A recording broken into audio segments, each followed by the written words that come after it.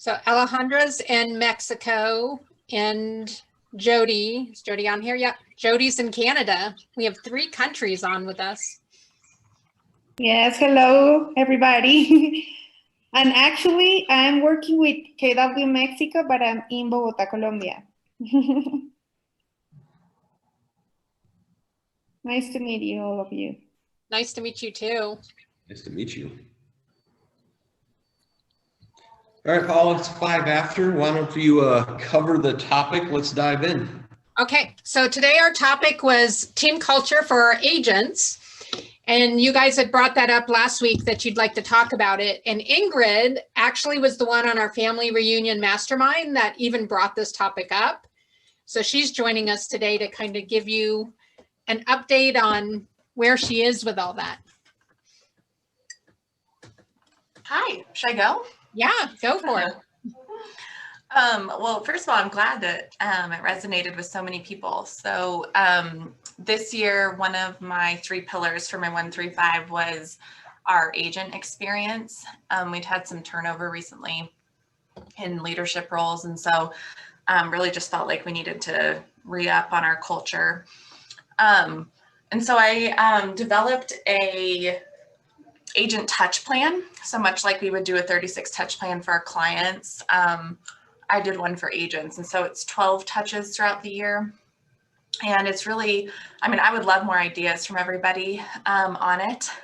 But so far it feels like it's been, like, I want to say a bit of a surprise for people. So I texted an agent and said, hey, can we grab coffee next week? And she was like, yeah, like, am I getting fired? And I said, no, I just want to catch up with you and see how your business is. And she was very, very appreciative, very much like, yeah, like, thanks, that'd be great. And so I feel like so far it's going well. And the touches are really easy. Our budget is $100 per agent per year, just for the touch plan. We do a couple other things for like the entire team, but just for each agent. So feels like a reasonable budget, and they just feel appreciated so far. So Ingrid, how many agents do you guys have? We have 20. 20 agents.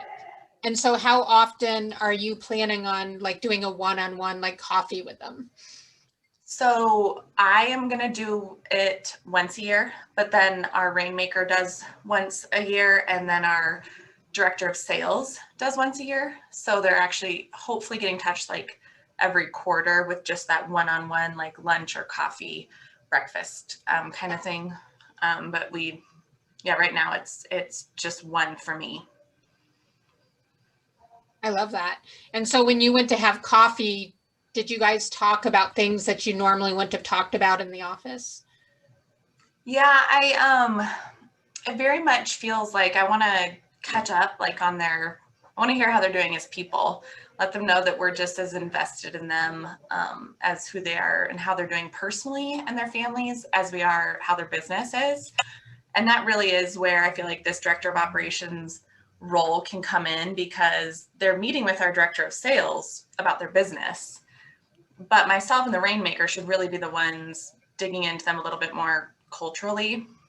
And so we talked about life and how they're doing and some tough clients and, a couple ideas, but for the most part, it's just supposed to be a catch up and kind of a treat for them. I love that. You guys have any questions for her? I know that this was a topic you were all curious about. I have a question. Ingrid, what is your role? I'm a director of operations. Okay, cool. Oh, that makes sense. That's why we're here. Okay, That's cool. Okay. So between you, director of sales, and the Rainmaker, you guys do the check-ins with the agents. Yeah, and then I'm also doing it with my team. So I included like our transaction team and the ISA. And so, and I even personally am doing it for not as much the Rainmaker, but for the director of sales, like the little birthday thing or the anniversary, gift and recognition. I think she should be included in that. Awesome. Thanks for that. Yeah. So they're having a quarterly coffee with one of you. They're getting some sort of birthday card or birthday gift. Like, what are you doing on their birthday? Yeah, so it's I'm doing a coffee right now on their birthday, which getting a coffee delivered to them is very I expensive. just got a message from someone that y'all were having a difficult time getting a hold of the recipient of a gift. Okay. So I was just calling to either give you another phone number or a heads up to No just. stress. I thought she was talking to you. I did too. I was like, oh. Yeah, I tried to send a coffee to one of our agents and it was going to be like $15. And I was like, ah! I just didn't think for that particular agent, like it would be worth it for the $15 to like, I think she'd be like, why did you spend $15 on a coffee when you're only allocating like $100 per person? So I just sent her a digital gift card. So the birthday touch is like $10 to Starbucks. Their anniversary gift is nominal. I ordered, like a little notebook and a nice pen and stuff off of Amazon or Target. And then, sorry, hang on. When you say anniversary, is this like their anniversary joining the team, or is this like their anniversary with their spouse? oh yeah, no, their anniversary with the team. But I do have a life event appreciation built in. So it's like either anniversary with their spouse, like a gift card to a restaurant, or you can send them like, I don't know if you guys have seen like those little cocktail kits. A bunch of companies in Denver are doing them right now. Or like a baby, some kind of life event. Like we've had a couple agents sell and buy their own house. So appreciating them just a little above and beyond for that. And then like a one-time random appreciation, and then trying to stay like, one of the hardest parts about it, I think, has been, I have built in like some kind of like random text reminding me to like text them or call them and just say, hey, been thinking about you. And so I've actually been trying to do that. Like, you know how some of your agents start to drift a little bit and you don't hear from them for like a couple weeks. So trying to keep that top of mind for like those drifting agents, just like re-recruiting them back in, let them know we're thinking about them. We're not just only thinking about them when they're closing deals.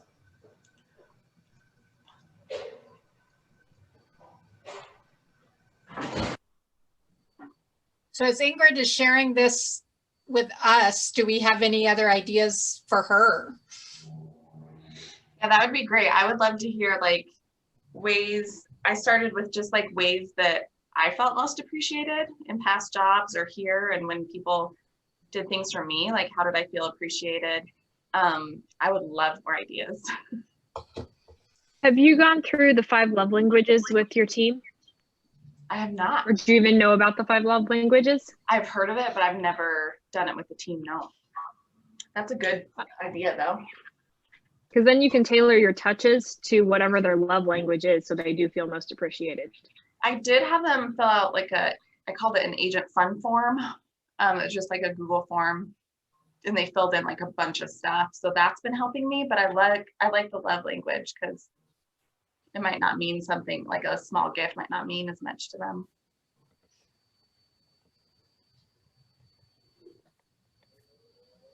Home cooked meal's always good.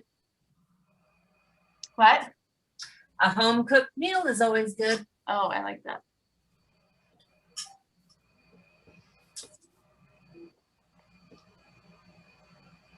We have gotten into recently to systematize that process using, I think it's called Mailbox Power now. So you can create and build out campaigns per person or per event. So you can do like once a quarter, and you can pick out different gifts and you can customize the gifts. I like that.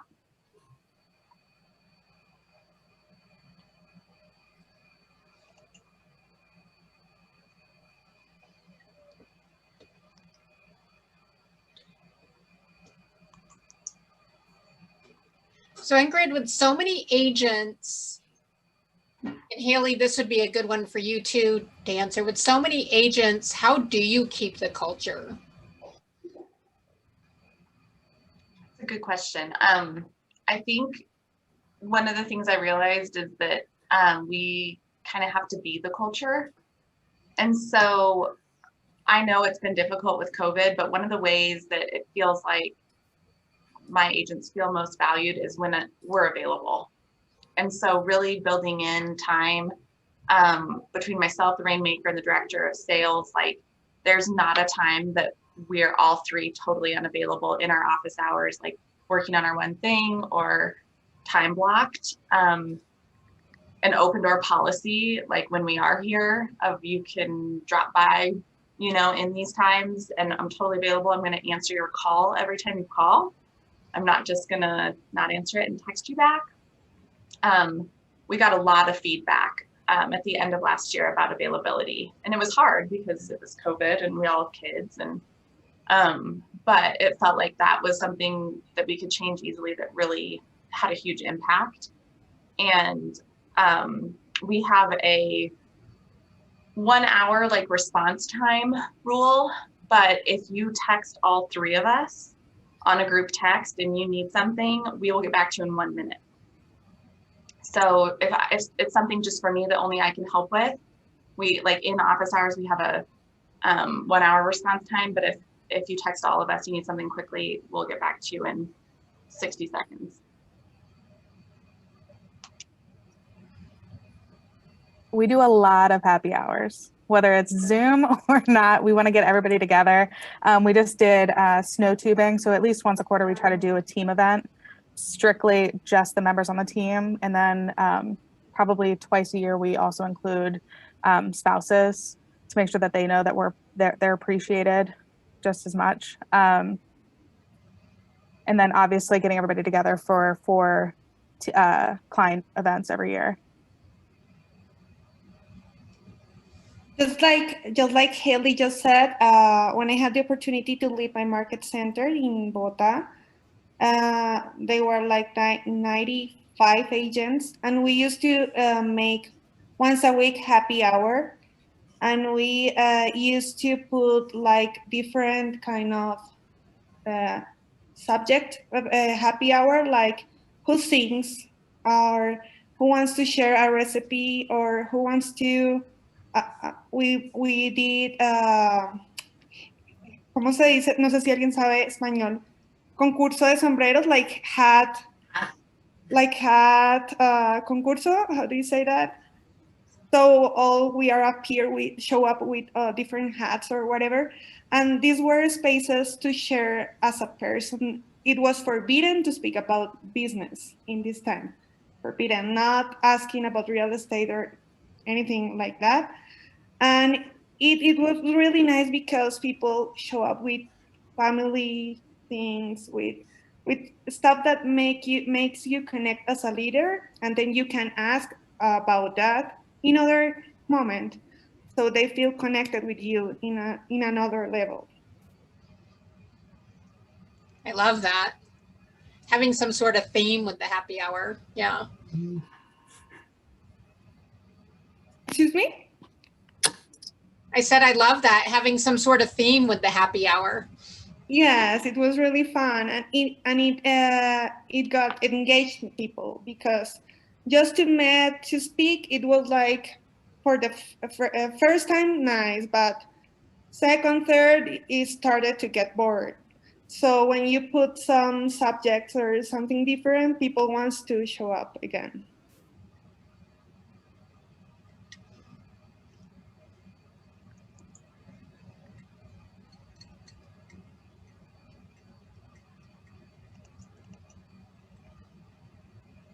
What other things have we tried as a group and a community with our teams?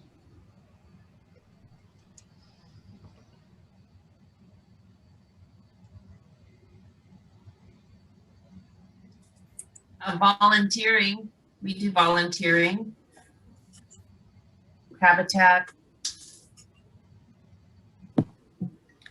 We have benchmark celebrations and rewards for our goals. So our goal is 250 units. So at 50, we're doing a champagne and dessert toast. At 100, we're doing a like a boat party on our Rainmaker's boat. He used to own barbecue restaurant, so he's doing like a big barbecue thing for the team. At 150, we're giving everyone $150, telling them to buy an outfit and show up for drinks wearing the outfit. 200, we're 30 minutes from Disney. So we're gonna do a dinner at Disney. And then if we hit 250, we're gonna do a local resort weekend. That's awesome because you're celebrating the wins along the way too, which I know sometimes we can forget to do. I think the biggest thing about the culture around that too is there's a limiting factor for any sort of competition among the agents. Like every time someone closes, everybody celebrates because you get that much closer to those goals. One thing that we've done is to try to make our awards funny.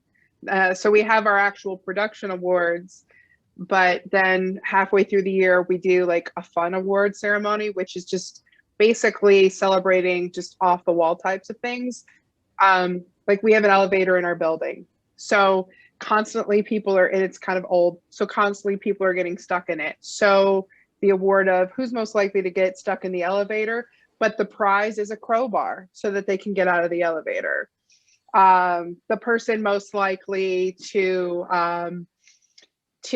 be the last one at our happy hour, meaning like the last one drinking a happy hour, and they get a gift card to a bar. So just kind of finding some fun ways to tie in local businesses during COVID to kind of plug them at the team awards, but also for people that are not in production that are on our team, not just the agents, it gave them an opportunity to win things too.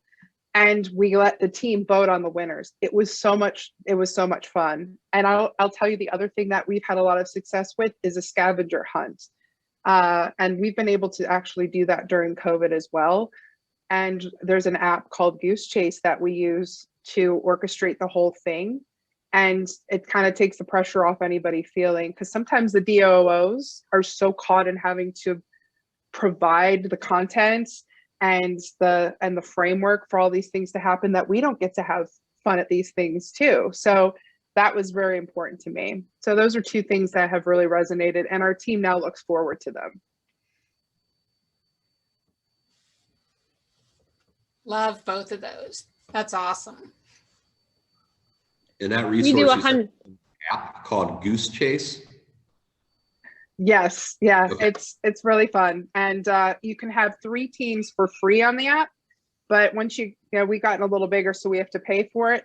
But we actually just took that and leveraged it to use a community scavenger hunt, so it made the investment worth it for us.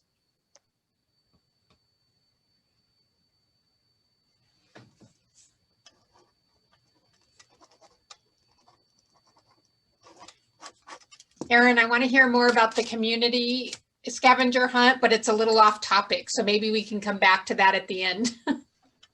Oh yeah, no worries. Yeah.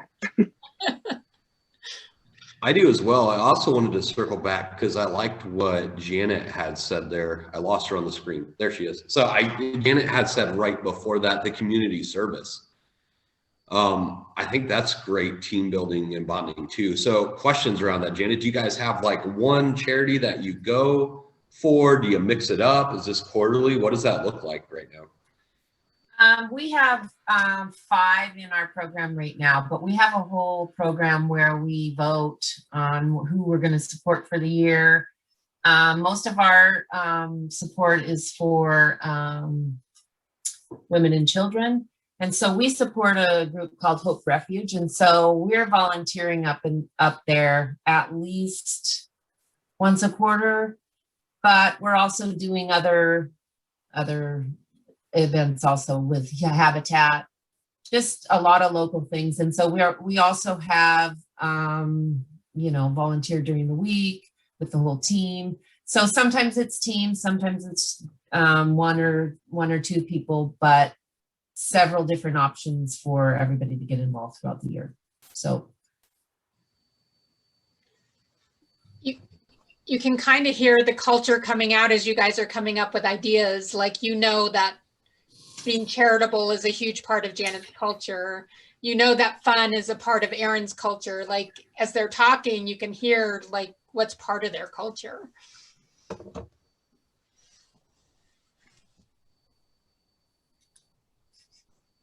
One way There's to, another idea. oh, go ahead. One other thing that we did just last week was we did a fundraiser for the food bank with our clients also. So we did a online and matched up to $10,000. And some of the clients donated anonymously, but a few were not anonymous, and we raised about $30,000. So it was a really big thing for our clients too. So it was really fun. We also did throughout the week, we made it a whole week of impact, and we had all of our realtor partner agents either talk about their charity that they're involved with or interview someone from the charity. And we did that for a half an hour on Instagram Live and got a lot of buy-in for that. All of the team kind of was involved and would pop in and out. So it was really a fun thing for the agents and the team. Our agents would get FaceTime on our page also, which was great for them. That's awesome. It reminded me of somebody I partner with or work with. They're not on this call, Dylan. They each one of their agents and everyone when there's a closing give $10 to a fund, and they kind of do their own Make-A-Wish program at the end of the year, and they work with a local family and they give them a Christmas based off how much money they earned, or like they'll help like buy a car, like they've helped do some crazy things, and everyone just pitches in $10. And they have a lot of conversations around that. Mm-hmm. What were you going to share, Alejandra? Okay, thank you.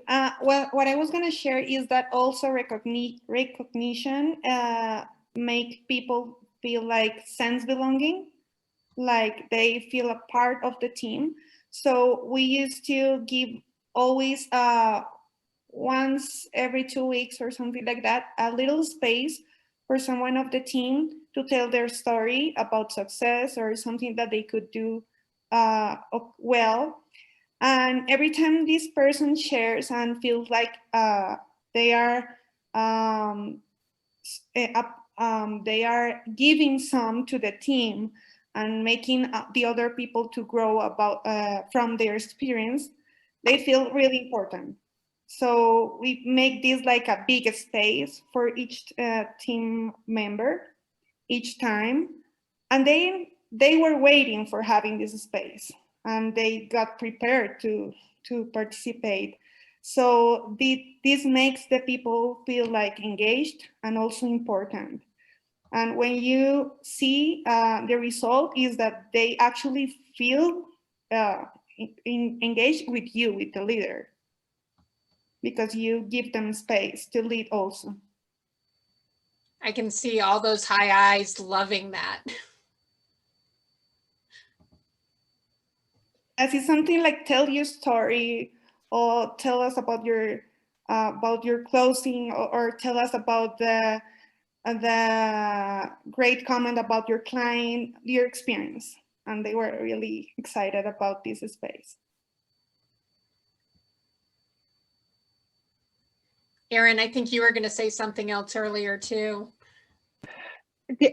So working with the community and kind of piggybacking off of that thread of discussion, we've had a lot of luck working with organizations that they already have something that they've developed and a system in their own process where we can actually find a way to partner with somebody like a vendor or lender, and then it involves a service activity where we actually get to go and participate because to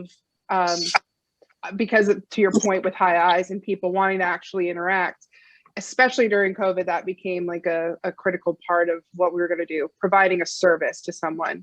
One organization we partnered with called Rock Solid, and I know that they're in the Virginia, North Carolina, South Carolina area, but they're looking to expand their network. You basically donate a certain amount of money, and they put playgrounds, play sets in the homes of kids that are going through cancer and cancer treatments. So it's all about like providing play for them, their siblings, and just we get to go and actually put the play set up.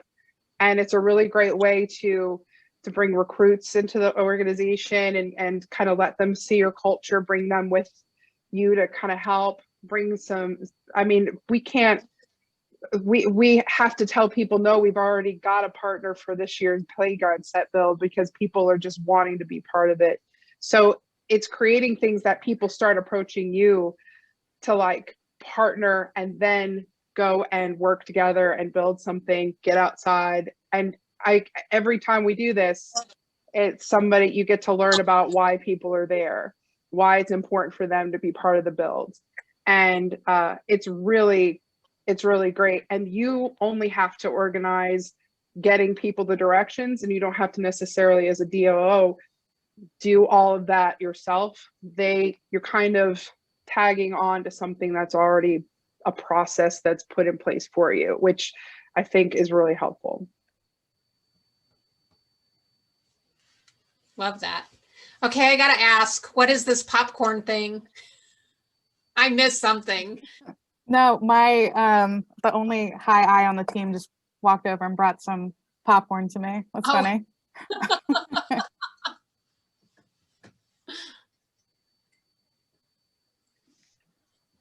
Does anyone do anything for your agents when they cap?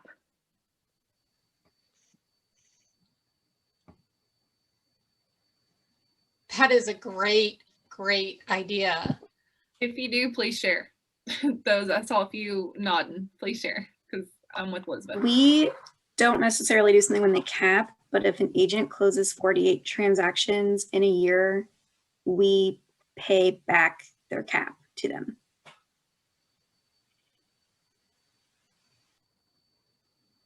We in our market center, it was like a very special moment. We give them a diploma, like when you have your graduation, but it was a special one.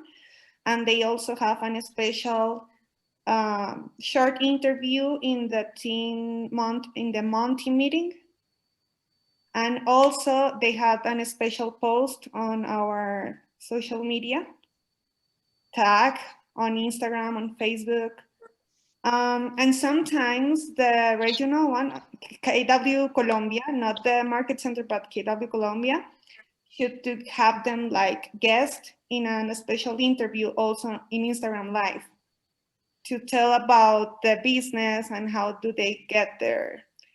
But it was really special here. I don't know there, because you have so many cappers all the time, it could be something like that. But here, each capper have this process: post, diploma, interview, and obviously the congratulations from all the team on WhatsApp.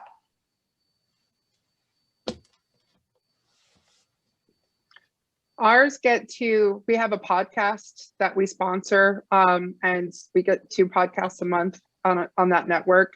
So one of the podcasts, when the month they cap, they get interviewed, and so they get to market themselves as the guest speaker on a podcast. And we have sort of our big all team meetings once a month. They get to close out the team meeting as our master motivator. So we actually take their what got them to that level of production and have them pivot and share it with the rest of the team. What did they have to overcome to get there? What are they going to do next? Where's their mindset? And then we give them some sort of a little $50, $25 to $50 gift card to whatever business means the most to them. And we get that from their new agents member form. We ask them about their favorite local businesses, their favorite restaurants, their favorite vacations, and then we organize their cap gift around what they actually have indicated they like. That would be a good one to go along with the 5 love languages. Like when they cap, they get something that goes along with their love language. Yeah, it's a little different for everybody. The same gift doesn't mean the same thing to everybody. And some people are like, I'll pass on the podcast. I don't feel like being on YouTube podcast. But but at the end of the day, everybody really likes it.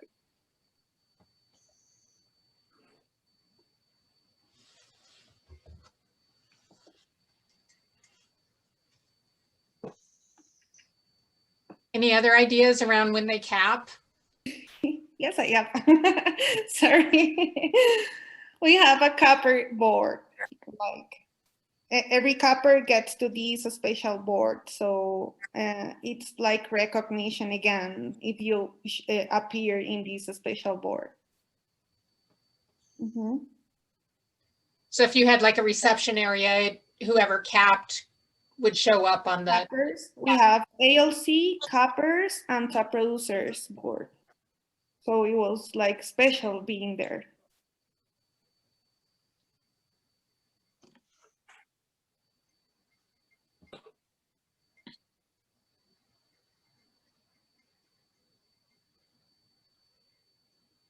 Even if you're not doing something, does anybody have ideas of what you could do?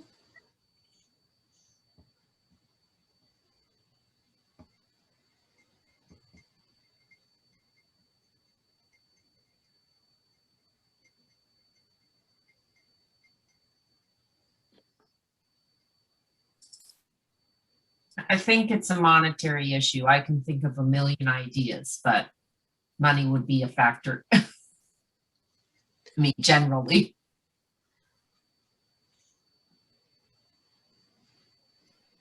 I think it's really important. I liked what Ingrid had mentioned at the beginning, right? It goes back to always the 4 models of our real estate business, right? And that is the budget model, and setting that budget and figuring that out of what are we approved to do, right, during business planning for that upcoming year, I think is crucial. It's really important. And if they're capping, they're contributing a lot to your team compared to an agent not capping. So yeah, I feel like there should be some recognition for that.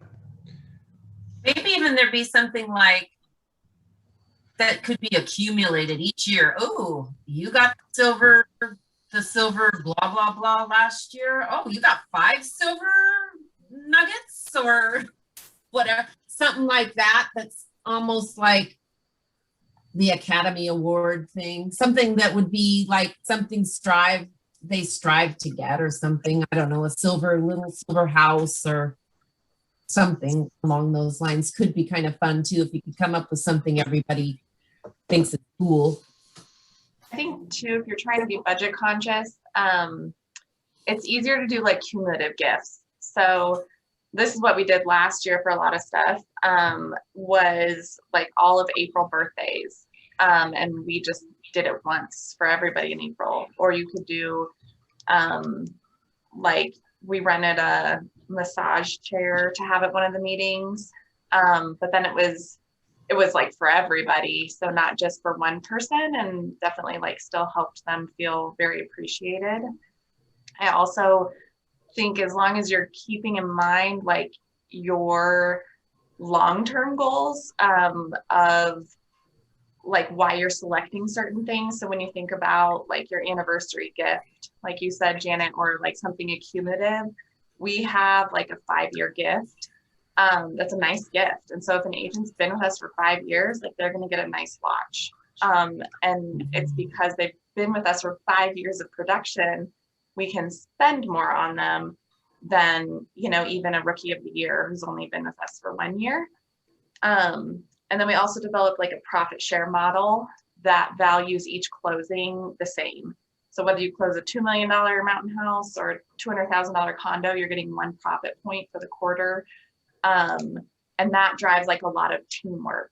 So I would say, like when you're thinking about these ways to drive culture and appreciation, like keep some of your long-term goals in mind of like, we were having a real like longevity problem. And so how can we encourage people to stay for 5 years? Or, you know, same thing with profit, like it really drives teamwork because that new agent closing on that condo means just as much of a profit point like they're awarded than, you know, the senior agent with 7 years of experience. So maybe that helps a little bit.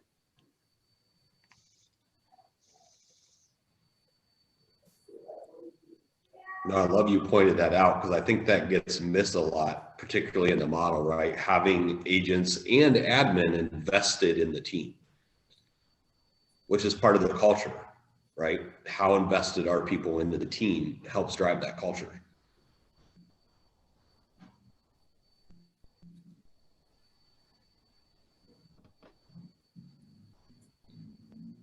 So the question I have that I have not heard brought up is reflecting on, if you think about the bold law, right? The business grows to the extent that we do. How are we growing as individuals to take the business and the culture to the next level? What resources have you guys used? Classes, books, podcasts? How can we learn and grow? Coaching. Coaching, that's good. Got you.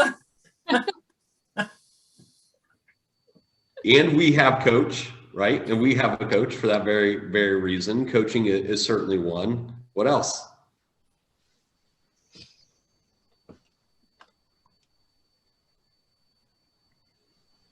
Well, like for me, I have profit share in mind, so that keeps me engaged. Everybody actually has profit share on agents and team at my place. So that's kind of for everybody. So that's nice. We do in our morning huddles for just our team on Zoom, start the morning off with like wins, gratitudes, affirmations, and sharing videos. This morning was Thankful Thursday. We do like Fun Fact Friday, and like Monday and Tuesday are pretty, catching up with work. It's pretty work related type things. But I mean, we share podcasts, and then on our Slack channels, we just created like a health channel. And so helping track goals, if it's, I don't count calories or anything. I'm more of a gym type person. So it's just like, I don't care what you do, just like accountability. So that's been real big and everybody's on board and loving that right now. So we started that just a few weeks ago and really good. Everybody's kind of cheering each other on and, hey, I'm stuck. I just gained 2 pounds this week, and just encouragement. We're going to eat and going to walk out, outside together when we can. So just like the encouragement and camaraderie around that, and like just being open about, hey, here's my 12-week year, what's on yours, and just kind of sharing that instead of like one-on-one. Our ops team, we're doing it actually all together. So because we're all kind of helping each other through it. And I've noticed that they've kind of opened up just a little bit more than it was just kind of one-on-one. So, and we're all really close. We've all worked together for about 3-4 years now. So we know each other pretty good.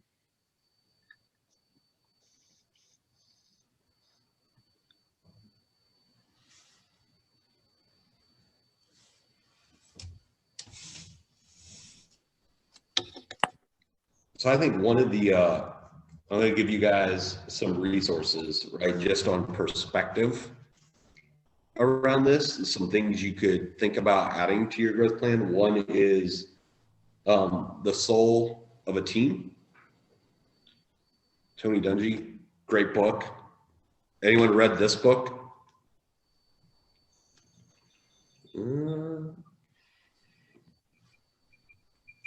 Okay, I have to share this with you guys because Zach is so phenomenal with books. Like he's always giving you guys resources. When we have a book club day, like he is on it. He can explain whatever book we're reading better than any of us.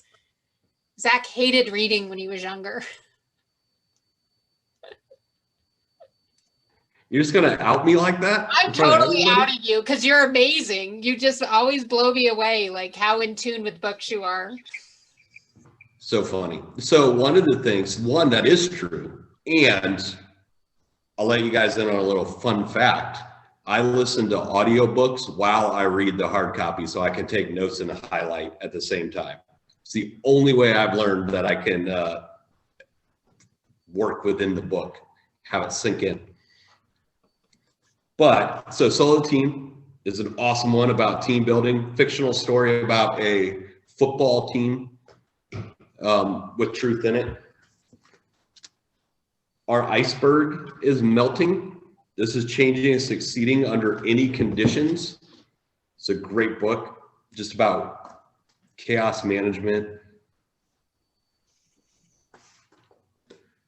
The Energy Bus, great book, right? Simple story, great concept. And then this is how to recognize and cultivate 3 essential virtues. It's by Patrick Lencioni, and it's The Ideal Team Player, which is another great book to add in.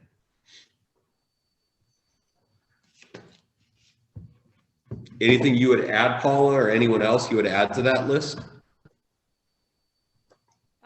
Also by Patrick Lencioni, 5 Dysfunctions of a Team is really good. It is a good one. And then I absolutely love to read, and I use the app Goodreads to track what I want to read and what I have read. So, yeah.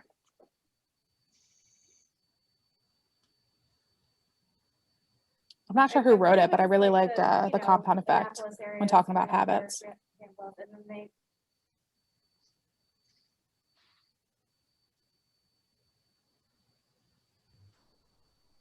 A lot of good resources when it comes to that. And it's about moving from E to P, right? So we get this a lot in masterminds when we talk about what is the culture, how do we improve it? And we come up with great ideas, but just like the 5 love languages, do we understand what culture is? Do we know what ours is? And how are we growing so that we can coach the team and empower them to have a great culture?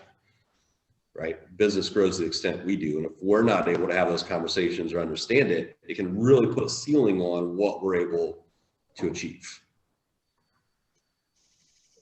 And I'm sure there's great podcasts out there, a lot of different resources.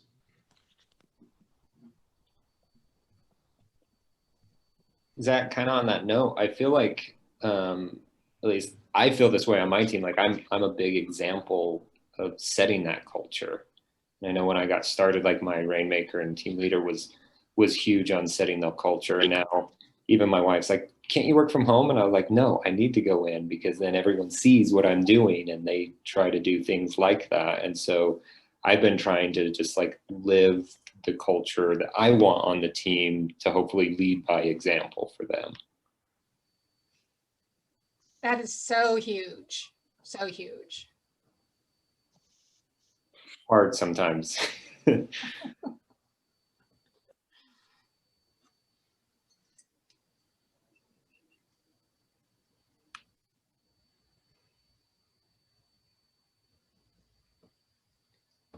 I mean, with us doing this whole conversation, I think we are all considered to be the culture keepers on our team. That's what my team leader calls me.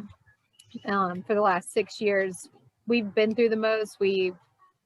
I've seen the ups and downs of the team. So, and she's always been like, you're my culture keeper, but I feel like it is the DO's job. And that's what makes us good at it too. So true. Well, I think it's that partnership with the visionary, right? If you go back to rocket fuel and you think about that conversation of what a visionary is and an integrator, right? It's defining the culture, which KW version of that would be mission, vision, values, beliefs, and perspectives, right? Are we all working off a set of rules or concepts that we believe in? And is the rainmaker casting that vision so we can implement? Right. And just like you said, that's what makes you so powerful in that role, right? Because we have the ability to implement the systems that we need to do. Or like Cameron said, we're able to look at that, understand how we need to act appropriately in the moment to lead by example, right? To show what those look like. All of that goes back to that dynamic relationship when you get it right. And did you guys catch that? He threw in another book to you. I did. No more.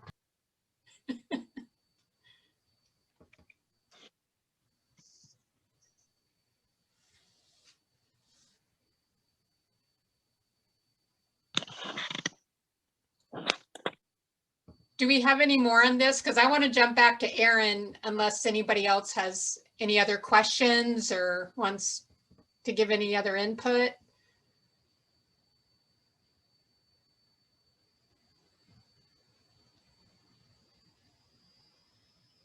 Okay, Aaron, I want to know about the community scavenger hunt. So yeah, the way that we did it, because we had paid for Goose Chase and you could have more than 3 teams, we basically just reached out to our client base and said that we were having a scavenger hunt, and if you were interested in participating and wanted to build a team, to reach out and we would get you set up. It was a pretty simple process to actually set everybody up through Goose Chase. What we then did, I actually, with other folks on the team, we kind of have our own culture committee on our team, came up with some questions that were, or tasks that were all about them going to different businesses in the community and completing something. So there's this really cool old phone booth in this particular bar restaurant, and you had to go and take a picture with everybody at the same time in your team in the phone booth. You had to go get an ugly Christmas sweater and put it on and wear it and have everybody take a pictures from a consignment store. So just businesses that meant a lot to the different folks on the team, and we created those tasks. On the day of the scavenger hunt, they got the tasks and they have to take pictures of them completing the tasks and check them off within the app. And it has its own social media feed. So you can look in and you can see these great pictures, but it also were pictures that we could then take and put on our public social media feed, like some fun shots of our clients and community participating in a scavenger hunt. And then they had to all rendezvous at the end of the day at 5 o'clock at this specific restaurant. And the first folks to come and get checked out, and people showed up with all their stuff, right? Like they had to go get 2 different types of coffee to go containers from 2 different coffee places on opposite ends of town, and a rock, Christmas sweaters, balloons. They had to show up with all their stuff at 5 o'clock. And once we confirmed who the winners were, they got a prize, but then it became a client event. It was cocktails, some appetizers, and it gave our agents the opportunity to touch base with people that participated with clients, but also gave these people on our clients' teams the opportunity to meet our team and our agents. So it turned into a lead generation opportunity as well. And it was all through that app. I can take 0 credit for it. It really was very simple to orchestrate, but it was a lot of fun. And we are dying to be able to do that again one day as soon as we're able to do it safely. One of the things I love about that is it wouldn't matter whether, like, it's fun for everybody of every age. Like, kids would find it fun, grandparents would find it fun, and everybody in between would find it fun. Like, it's hard to find a client event that encompasses everybody. You could even like add in some of your vendors that you use as services. Like, oh, you got to go over to, Joe's insurance company. This is a bad example, but maybe Joe gives advice or whatever, but you could use some of your services, cleaning services and those kinds of things to get your clients, get your vendors more clients also. If you have people in yeah. Our vendors were actually the sponsors of the prize. Oh, yeah. So at the end, we had some of our key vendors, the ones that we get to sponsor that event, they were there.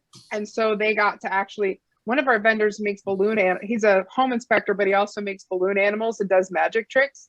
So he was just there doing magic tricks and making balloon animals. So we actually put them in the same room with them at the end of the day. But yeah, that's a great idea.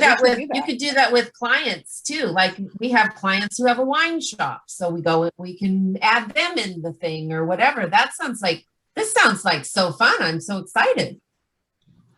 It's my favorite thing. It like broke my heart that we couldn't do it last year. It's fun. It's really fun. Well, and Aaron, I was going to say, it does sound like if you wanted to, it wouldn't take much to adjust it to make it more COVID friendly if your area requires it. Right, Yeah, which is- if you had people comfortable riding in the same car, that sort of, and the event can be outdoors somewhere at the end, those would just be the two critical factors, I think, that would need to be adjusted.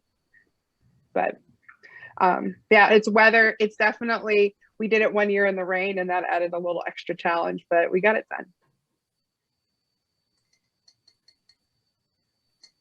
done. Several years ago, I worked with a youth group and we actually did a scavenger hunt every year and we called it the Couch Rally, where we actually drove around with couches and every picture had to be your entire team on your couch, like adding an additional, challenge to the scavenger hunt, because you had to pick up the couch and carry it, or carry it to the middle of the park. However, everyone had a trailer for it. So, and then you got like points for how many, for all the different things based on how hard it was. So I feel like there's lots of ways you could modify that.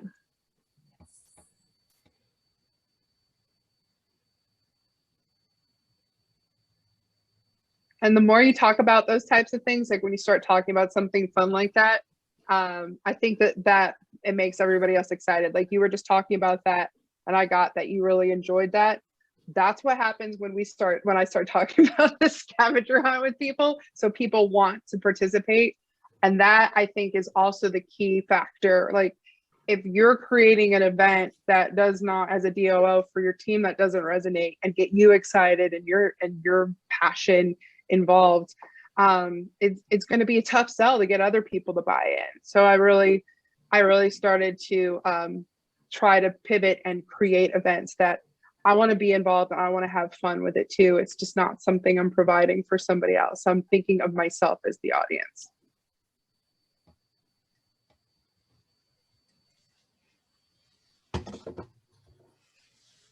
Thank you for all of that, Erin. That was awesome. And I agree with you. If you're excited about your event, then your clients get excited with you. Thanks for letting me talk about my scavenger hunt. I love it. That's a good way to end the day.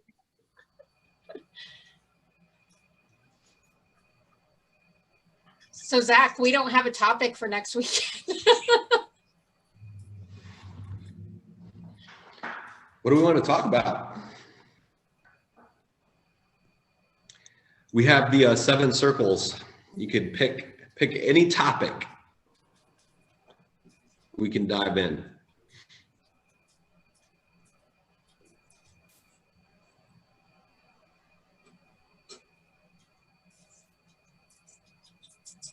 What are you struggling with in your business that you'd love to hear from other people? Or maybe your personal life. Like Zach says, it's the 7 circles. So spiritual, physical, personal, key relationships, job, business, or financial.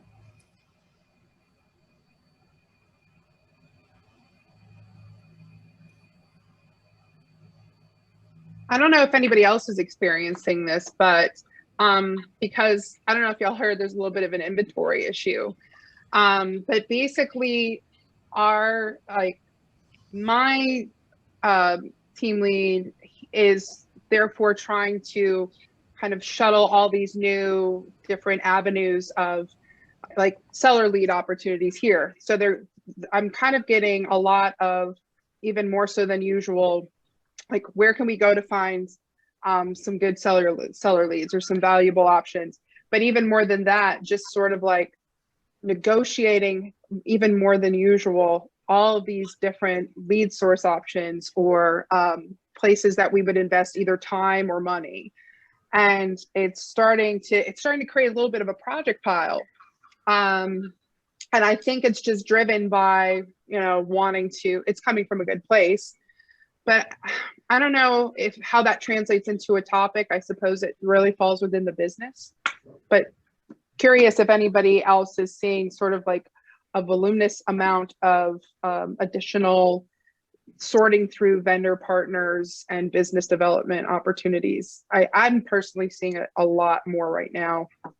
And Yeah. I was going to But say the same thing. How's everybody shifting? Because I know on our group, our 12-week group, that we're all experiencing this right now.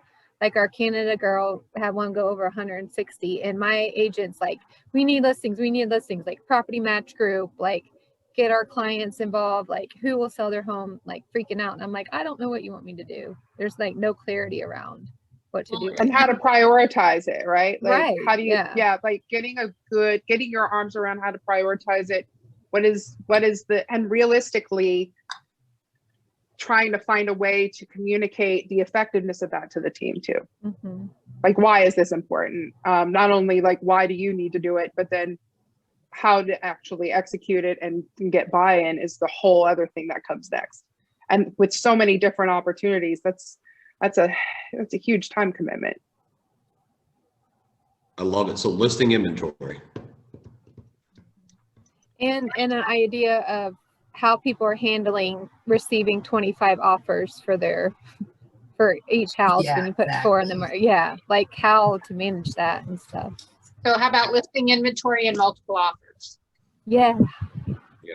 Just, and the thing of it is, I absolutely love this topic, and I don't want to speak for Paula. I'm sure she likes this topic too, though. When we go in there, just bring your questions, be ready to talk, because that's how we'll really get into the answers, right? So I think it's a great conversation, and just be prepared with all of your different options to really dive in so we can get some good feedback. All right. So we have our topic for next week. We're a minute over our time. You guys all have a great weekend. You too. Bye.